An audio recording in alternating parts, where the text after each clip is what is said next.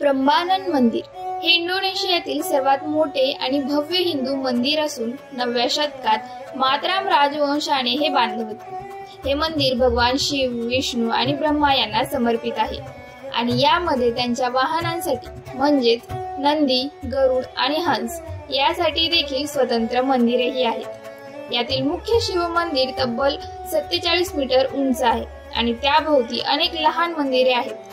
विशेष म्हणजे मंदिराच्या भिंतीवर रामायण महाकाव्यावर आधारित अप्रतिम शिल्पकला कोरलेली आहे, जी त्या काळातील उत्कृष्ट कारागिरी दर्शवते। हे मंदिर केवळ धार्मिक महत्त्वाचे नसून युनेस्को जागतिक वारसा स्थळ म्हणून घोषित करण्यात आले आहे।